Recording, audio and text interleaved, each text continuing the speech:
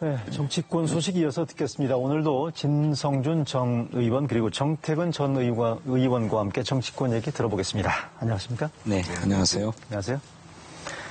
네, 먼저 개각 얘기부터 해보겠습니다. 개각의 여진 금요일 날 단행이 됐죠. 그제 단행됐는데 이게 여진이 계속되고 있습니다만 여진이라기보다는 이게 뭐 제대로 시작된 게 아닌가라는 생각이 들고요. 언론의 검증도 이제 본격적으로 시작되는 그런 양상인 것 같습니다. 이번 주에 청와대에서 인사청문 요구서가 제출되면 아마 다음 주에 청문회가 열릴 것 같고요. 그죠? 지금 보면 이르면 다음 주 정도 아마 청문회가 열릴 것 같긴 한데 일단 첫 질문으로 진 의원님, 금요일 날 단행된 개각에 대해서 일단 그 시기와 폭에 대한 평가 어떻습니까? 네, 뭐 적절한 시점에 너무 늦지 않게 적절한 시점에 잘 이루어졌다고 생각합니다. 또 네. 폭도 예상보다는 큰 폭이었습니다. 네. 이로써 실질적으로 문재인 정부 2기 내각의 진용을 다 갖췄다 이렇게 생각이 드는데 청와대가 스스로 밝힌 것처럼 문재인 정부 1기 내각이 문재인 정부의 큰 개혁의 틀, 방향, 또 전략 이런 것들을 완성하는 데 있었다면 2기 내각은 그 구체적인 성과를 내야 되는데 그 성과를 도출해내기 위한 적절한 인사였다고 생각됩니다. 적절한 인사였다. 개혁성이 필요한 곳에는 개혁적인 인사를 또 전문성이 요구되는 곳에는 또 전문가들을 배치함으로써 개혁과 전문성, 적절한 안배도 이루어졌다 이렇게 생각합니다. 적절한 안배가 이루어졌다라는 진성준 의원 평가입니다. 정 의원님 어떻게 보십니까? 일단 좀 개각이 너무 늦었고요. 개각이라는 게 이제 인적 쇄신을 통해서 좀 국정 운영을 좀 전반적으로 분위기를 바꿔보자는 의미가 있는데 너무 일찍부터 제기됐었는데 너무 늦었던 점이 있고 두 번째로는 아무래도 이제 조국 교수가 이제 대통령의 이제 비서였는데 이분을 이제 법무부 장관에 앉히는 것 때문에 큰 논란이 되고 있는 거고. 그렇죠. 세 번째로는 역시나 이제 가장 그동안 문제가 됐던 뭐 정경두 장관이나 강경화 장관처럼 외교안보 라인에 좀 쇄신이 필요한 거 아닌가 이런 문제가 있었고 네 번째로 어제 저녁 때부터 보도가 되기 시작했습니다만 그 미국의 3대 일간지 중에 하나인 워싱턴 포스트의 존 허드슨 기자가 이번에 이제 이수혁 대사가 임명되는 과정에서 사실은 그 문재인 정부에서는 문정인 특보를 요청했는데 미국 측에서 비공개적으로 거부를 했다. 그래서 그 한미 관계에 있어서 과연 지금 이제 문재인 정부가 어떻게 생각하고 있는지 이런 문제에 대한 논란이 지금 그 추가로 제기된 거죠. 알겠습니다. 하여간 그 부분들은 좀 이따 다시 한번 다뤄보기로 하고요. 이번 개각은 정태근 의원도 말씀하셨습니다만 조국 개각이다라는 뭐 이런 뭐 일부 언론 보도 제목을 이렇게 뽑았더군요. 그러니까 조국 개각이라는 게 뭐 한국 개각 이런 개념이 아니고 조국 전 민정수석을 얘기하는 것 같아요. 그만큼 조국 전 수석의 법무장관 기용이 이번 개각의 하이라이트였다. 동의하시죠? 예, 뭐 오래전서부터 그렇게 예상되어 왔던 것 아닌가요? 네. 그 부분들에 대해서 그만큼 관심이 높다는 얘기고 조국 전 민정수석의 법무장관 기용에 대해서 정치권이 예민하게 받아들이는 배경 어떻게 보십니까? 왜 이러는 건지. 그러니까 자유한국당이나 일부 야당들이 주장하는 것의 핵심적인 뭐 이유는 직전까지 청와대에 민정수석으로 일했던 분이 법무부 장관으로 간다면 이것은 검찰이나 또 사법 이런 문제를 모두 다 정부가 장악하려고 하는 게 아니냐. 그렇죠. 더구나 총선을 얼마 안 남겨놓고 그 사정기관을 장악해서 총선에 뭔가 영향을 미치려는 게 아니냐. 뭐 이런 의심 때문에 그러는 것인데 야당도 과거에 이명박 정부 시절에 권재진 민정수석을 법무부 장관으로 임명하는 문제와 관련해서 격렬하게 반대한 바가 있습니다. 예전에 민주당. 예, 민주당도. 그런데 조금 양상은 좀 다른 것 같아요. 조국 민정수석은 청와대 민정수석으로 있을 때 무슨 사정기관을 장악한다든지 또는 뭐 공직자들을 사정한다든지 이런 데 주안점을 둬서 일한 게 아니라 검찰을 개혁하고 또 공수처를 설치하고 하는 이렇게 주로 우리 사법 제도를 개혁하는 데 주력해 왔고 또 대통령도 이번에 법무부 장관으로 내정하면서 조국 수석에 그렇게 주문했습니다.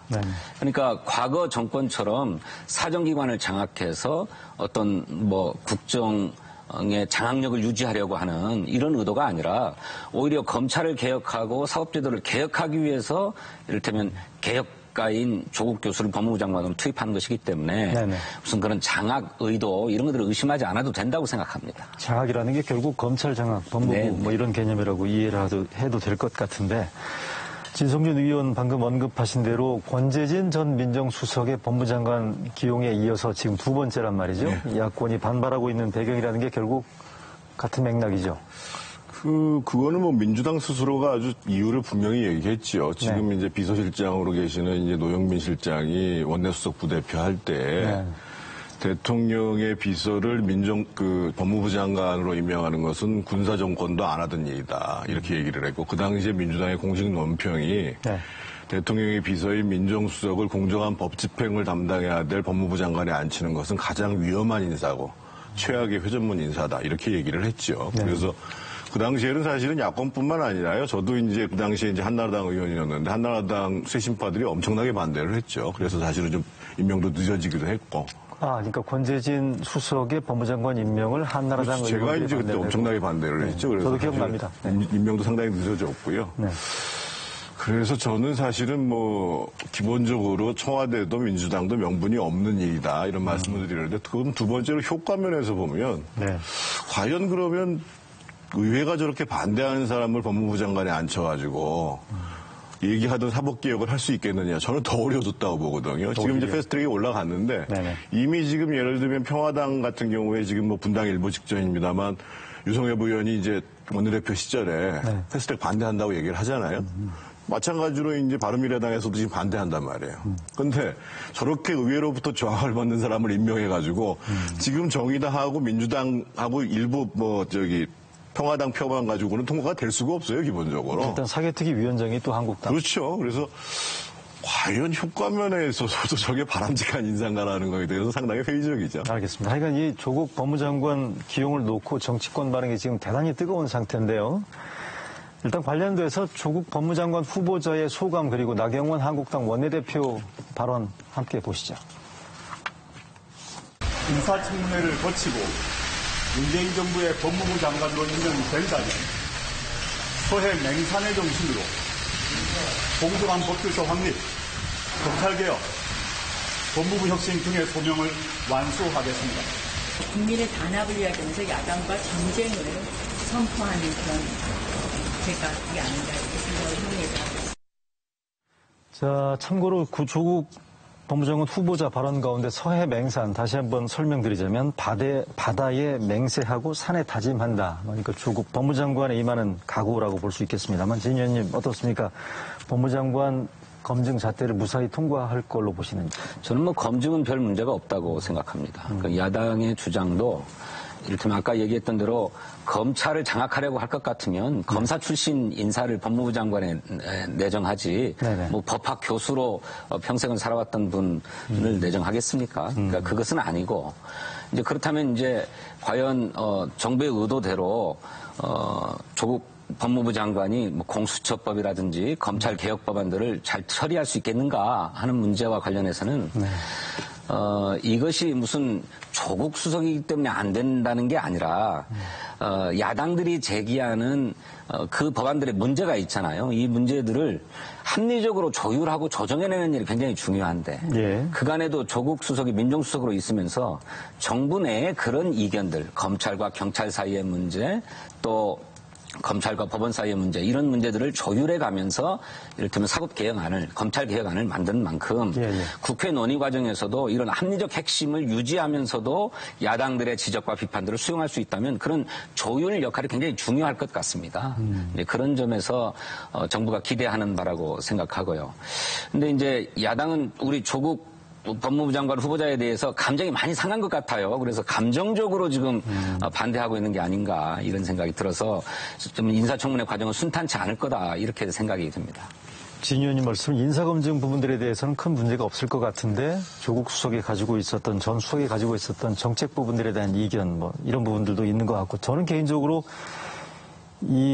혹시 이건 어떤지 조국 후보자가 벌써 일부 언론에서는 뭐 대략 뭐 유력의 뭐 대권 주자 이런 얘기가 나오는데 야권에서 조국 후보자에 대한 이런 일종의 태클, 뭐 검증에 예리한 잣대를 들이대는 배경 가운데 이런 부분들도 작용하고 있지 않나.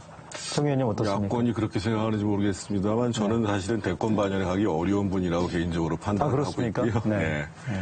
아마 인사청문회 자체는요, 이제까지 이제 대통령의 인사 스타일을 보면 의회에서 인사보고서가, 청문 보고서가 채택되든 안 되든 아마 이제 임명을 강행하실 거기 때문에 임명은 기정사실로 봐야 될 것 같고요. 다만 저는 조국 수석이 이제 서해 맹사를 말씀을 하시는데 그게 이제 이순신 장군이 진중음이라고 해서 한단소의 진중에서 시를 낭송하신 거거든요. 그게 이제 세 수가 있어요. 그게 첫 번째 수에 나온 건데 근데 그 서해 맹사는 보셨는지 모르겠습니다만 그 첫 번째 수의 시작이 이렇게 됩니다. 임금의 발걸음은 서쪽 문으로 멀어지고 왕자들은 북쪽 땅에서 위험에 처했으니 무슨 얘기냐면 지금 조국의 현실이 이렇다라는 것을 객관적으로 바라보고 있어요. 그래서 저는 그 조국 수석께서 지금 과연 문재인 정부가 어떤 상황에 처했는지 이런 부분들에 대해서 좀 명료하게 좀 냉철하게 보셔야 된다는 말씀을 드리겠고 두 번째 수에 어떤 얘기가 나오냐면요. 이순신 장군이 비분관계 짧은 시를 구절을 들어 읊지만 글을 즐겨하는 것은 아닌 거라네. 자기는 말을 아끼겠다는 거예요. 이순신 장군이. 굉장히 비분관계한 것을 시로 많이 표현하겠다고 말씀하시면서요. 그래서 이제 앞으로 장관이 되시면 좀 말을 좀 절제하셨으면 좋겠어요. 페이스북도 좀 안 하셨으면 좋겠고. 알겠습니다. 조국 후보자에게는 이 정도 정리를 하고요. 개각 관련해서 하나 더 여쭤보겠습니다. 외교안보 라인 부분들은 논란이 많았습니다만 정경두 국방, 강경화 외교장관은 이번에 유임됐단 말이죠. 어떻게 보십니까? 진 의원님. 현재 상황을 보면 유임될 수밖에 없는 상황 같습니다. 뭐 외교 안보의 위기다라고 하는 야당의 지적에는 뭐 동의하지 않습니다만 북한 핵 문제가 제도 속도를 내지 못한 채 그 입구 언저리에서 계속 머물고 배회하고 있는 상황 아닙니까? 그런데 이제 거기에 더해서 일본의 경제 보복 조치가 취해진 만큼 정부 정책의 일관성과 연속성이 굉장히 중요한 때라고 생각이 듭니다. 그런 점에서 외교 안보 라인을 바꾸는 것은 좀 신중했어야 됐는데 역시 뭐 그런 인식들이 작동한 게 아닌가 그렇게 생각합니다. 그렇게 보시는 거군요. 뭐 전쟁 중에는 장수를 바꾸지 않는다 이런 얘기도 나왔습니다. 여권에서는. 정 의원님. 대통령께서 취임사에서 한 인사의 원칙은 세 가지입니다. 하나는 능력, 두 번째는 적재적소, 세 번째는 나를 지지하지 않아도 인재를 발탁하겠다. 이 세 가지인데 지금 강경화 장관 문제는 이렇습니다. 전 국민이 보는 앞에서 일본의 경제보복이 시작됐는데 이제부터 대책을 강구하겠다. 이렇게 얘기를 하고 있고, 일본의 지금 또 경제공사는 또 공석으로 있어요. 그리고 그동안에 사실 우리 외교부의 기강회의라는 게 얼마나 심각했어요. 기강회의. 그러면 일단 능력이 안 맞는다는 게 드러난 거예요. 그래서 대통령이 취임사에서 말씀하셨던 것처럼 능력을 원칙으로 한다고 하면 경질을 하는 게 맞죠. 정경두 장관 얘기도 마찬가지입니다. 뜬금없이 정경두 장관을 교체하라는 얘기가 아니고 지난번에 뭐 목선 사태 났지요. 평택 이안부 사령부에서 뭐 그 사람 조작한 문제 났지요. 그리고 가장 중요한 것은 우리 국민들 입장에서 보면 북한이 저렇게 노골적으로 협박을 하는데 심지어는 그렇게 얘기하잖아요. 맞을 짓 하지 말라고 얘기를 하잖아요. 그런데 뭐 통일부 장관이면 모르겠습니다만 국방부 장관으로서 보다 당당한 입장들을 가지고 우리가 계속된 미사일 도발에 대해서 이렇게 강력하게 대응할 것이다라는 것을 못 보여주니까 국민들이 불안한 거거든요. 그런 문제 제기를 하는 거예요. 개각 얘기는 이 정도로 정리를 하고요. 자, 주제를 좀 바꿔서 바른미래당, 민주평화당 얘기를 좀 해보겠습니다. 내일이죠. 민주평화당 의원들의 집단 탈당이 예고되어 있습니다. 대한정치연대 소속의 박지원, 유성엽 의원 10명이 지금 탈당을 공식 예고를 한 상태인데 먼저 유성엽 민주평화당 원내대표 그리고 정동영 대표의 반박 발언 먼저 보시겠습니다. 창당 1년 반 만에 당을 떠나게 되는 마음이 편칭하는 않습니다. 그러나 제3지대 신당 창당이라는 이보 전진을 위한 일보 후퇴라고 애써서 생각을 해봅니다. 당의 내홍에 휩싸여 있습니다만 저희는 흔들리지 않고 민주평화당의 길을 뚜벅뚜벅 갈 것입니다. 제3지대 신당을 만들겠다는 건데 이분들이 지금 호남 출신이고요. 바른미래당의 호남 출신 의원들하고 손을 잡겠다는 얘기도 나오는데 민주당 입장에서는 좀 신경이 쓰일 것 같습니다. 글쎄, 이 제3지대 신당이라고는 하고 있습니다만 사실 그것의 실체는 국민의당 시즌2 정도가 아니겠는가 생각이 드는데 그 국민의당 시즌2. 그렇죠. 국민의당이 바른정당과 합당을 추진하면서 거기에 반발했던 호남계 의원들이 민주평화당으로 떨어져 나간 것 아닙니까? 근데 그랬던 분들이 다시 그전에 국민의당 출신들, 호남계, 바른미래당에 있는 호남계 의원들과 다시 합치겠다는 얘기일 텐데 이렇게 된다고 하더라도 결국 반쪽짜리라고 생각합니다. 다시 말해서 안철수 전 대표나 또 정동영 대표 이런 분들을 포괄하지 못한다면 그것 역시나 국민의당을 완전히 복원하는 게 아니라 반쪽짜리로밖에 안 되기 때문에 그 정치적 전망이 밝지 않다고 생각합니다. 3지대 신당의 전망이 그다지 밝지 그렇죠. 그것 실현도 어렵겠지만 설사 실현된다 하더라도 그것이 국민적인 어떤 지지와 동의를 광범위하게 얻을 수 있겠는가 하는 데서 저는 회의적입니다. 3지대 신당의 성공 가능성에 대한 회의적인 전망을 말씀해 주셨는데 정 의원님 일단 탈당은 기정사실로 봐야 되겠죠. 그럼요. 저 정도 상황이라면 정동영 대표하고 뭐 막판 최종 담판이 있다 하더라도. 예. 그러니까 지금 모습으로는 사실은 호남에서 민주당에 대응할 수 있는 야당도 어렵다라는 판단을 한 거죠. 그런 차원에서 이제 두 가지를 고민하게 될 때는 하나는 어떻든 새로운 모습으로 전국 정당의 모습들을 갖춰야 그나마 호남이나 수도권에서 대안 세력이 될 수 있다. 이런 절박한 문제의식에서 신당을 추진하겠다는 거고 두 번째로는 지금 분명한 거는 우리 국민들이 소위 이제 민주당도 그렇고 자유한국당도 그렇고 이념과 당파와 당익을 중심으로 해서 치열하게 이렇게 마냥 부딪히는 정치에 대해서 굉장히 불편해 하시거든요. 그리고 걱정도 많이 하시고. 실제로 여론조사를 보게 되면 자유한국당 지지율이 떨어지면서 지금 그 소위 무당파라고 하는 분들의 그 성향이 20대 초반에서 지금 25%를 넘어간 상태입니다. 그러니까 자유한국당보다 훨씬 지지율이 많이 나와요. 그래서 결국은 그렇게 이념과 당파를 중심으로 하는 정치가 아니라 정말 민생과 실익을 중심으로 상생하는 정치를 만들겠다라는 내용들을 분명히 제시하고 거기에 걸맞게 세력들을 규합해낼 수 있으면 기존에 있었던 뭐 바른미래당, 평화당 수준을 넘어서서 뭔가 우리 정치를 바꿔보겠다. 하는 사람들을 규합하면 성공하는 것이고 그냥 지금 말씀하시는 것처럼 이전에 그 바른미래당에 있는 분들 이전에 뭐 국민의당 시즌2 이렇게 되면 당연히 실패하겠죠. 결국 이념 지역보다는 민생 부분들에 대해서 진정으로 유권자들이 원하는 부분들에 대해서 제대로 지향점을 찾아야만 성공할 수 있다는 얘기인 것 같은데 민주평화당 부분들 이 부분을 간단하게 볼 문제가 아닌 게 이게 정치권의 이합집산의 신호탄으로 볼 수밖에 없는 그런 상황인 것 같고요. 결국 그렇다면 민주평화당도 그렇습니다만 보수정당들도 영향을 받을 수밖에 없지 않습니까? 어떻습니까? 지금 뭐 얼마 전에 나경원 한국당 원내대표가 유승민 그 의원한테 아주 노골적인 러브콜을 뭐 언론 인터뷰를 통해서 보냈습니다만. 러브콜이 아니라 사실은 그건 유승민 의원을 곤혹하게 만드는 거예요. 아, 그런가요?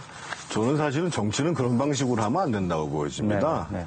진정으로 뭔가 물밑에서 얘기되는 부분이 있으면 그걸 가지고 예를 들면 어떻든 세력이 합치면 거기에 따라서 자유한국당도 정책이나 지향에 대해서 좀 변화가 있고 뭐 우리도 이렇게 쇄신을 하겠다 이런 게 전제가 돼야 되는 것이지 우리가 큰 정당이니까 당신들 무조건 들어와라 이거는 사실은 정치하는 도리가 아닌 거거든요. 그래서 저는 상당히 나경원 원내대표가 무례했다고 생각이 들고요. 그 인터뷰가요? 그럼요. 그래서 자유한국당이 만약에 보수 대통합을 하겠다라고 진정으로 생각이 있으면 앞으로 당의 정책 기조라든지 쇄신의 방향이라든지 외연을 넓혀가기 위한 방안이라든지 이런 부분들을 먼저 정리하고 그런 속에서 다른 정치 세력들한테 정중하게 그리고 긴밀하게 논의를 하는 게 맞다고 보여집니다. 실제로 나경원 원내대표의 그 인터뷰 이틀 전에 손학규 대표는 유승민계가 당신을 자꾸 흔들어댄다고 생각하니까 자유한국당으로 가고 싶으면 혼자 조용히 나가라라고 유승민 대표한테 일가를 한 적이 있어요. 근데 거기에 나경원 대표가 그렇게 얘기를 함으로써 오히려 유승민 대표를 더 어렵게 만들어버렸죠. 나가고 싶어도 못 나가는 그런 형태. 하여간 이게 보수 대통합론이 나오는 이런 부분들에 대해서는 민주당도 하여간 예의주시를 하지 않을 수가 없는 단계 아닌가요? 아니 물론 이제 저 집권 여당으로서 네. 다당제가 열려있는 이런 조건에서 네, 네. 다당제 정치 시대를 어떻게 준비할 거냐라고 하는 것은 뭐 집권당인 민주당도 그렇고 제1야당인 자유한국당도 그렇고 네네. 다 중요한 숙제일 겁니다. 그런 가운데서 그동안엔 좀 뭐랄까요 지리멸렬한 상태에 있는 일단 군소 야당들이 네네. 새롭게 정계 개편을 해서 재정립하겠다고 하는 것은 신경 쓰이는 대목일 테죠. 그런데 아까 우리 정태근 의원님 말씀하셨던 것처럼 그렇게 중도 정당이 뿌리를 내릴 수 있는 조건과 토양은 갖춰져 있는 것 같은데 네. 그것을 딱 받아 안을 만한 정치 세력이 또는 그런 정치 지도자가 형성되고 있느냐 하면 그렇지 못한 것 같거든요. 온전히 받아낼 그릇이 없다. 그렇죠. 그만한 정치 지도자들끼리 뭐 당권을 놓고 또는 대권을 놓고 끊임없이 그 쟁투를 벌이는 형국이어서 국민의 마음이 또 기존 정당을 지지하지 않는 무당파 국민들이 그 당에 정을 줄 수가 없는 그런 상황이라는 거죠.